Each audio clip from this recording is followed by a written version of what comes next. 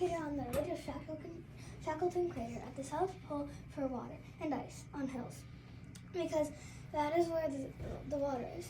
Our entire colony almost is 3D printed buildings, and many of our supplies and resources are also 3D printed. We are using solar panels power for our colony.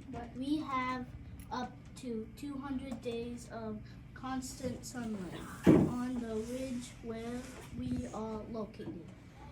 We brought many food supplies with us that we were easily packed. We also have a small greenhouse in our cafeteria. This gives us fresh vegetables to go with the food packets of protein we brought with us.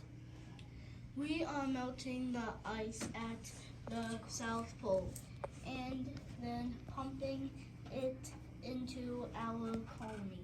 We also have the normal NASA water reclaimer, but we are drilling for our own water supply.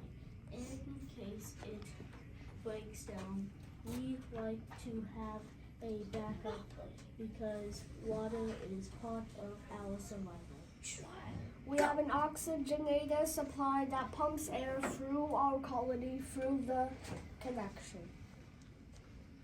We use radio waves for our communication between Moon and Earth. There's a complete communication system in both of the home buildings in our colony. That way, if one breaks or if one home is damaged, we still have a backup.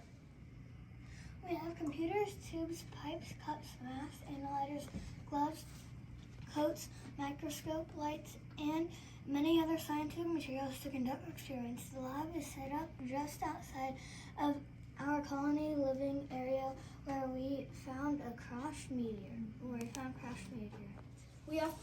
We have our packaged food that we brought with us, and we are also growing vegetables in the cafeteria greenhouse. We have a hygiene palace building, and inside are the showers and toilets. Since we have a limitless water supply at the South Pole, we do not need to have rules about how long showers can be. Each home has 6 people living in it, and each person has their own bed. Each person has their own small sleeping space on different levels of the tall 3D printed home. The party zone is also a 3D printed building and has a snow pool, a small trampoline, a TV, 2 couches, a Nintendo Switch with Our current water supply has been contaminated, and we are worried at first, but realized that our fresh water supply is coming from the South Pole. Ice has replenished our stored supply, and we are going to be okay. Colonists were missing the active life cycle from Earth, so we decided to build a zip line that runs between our 3D printed buildings.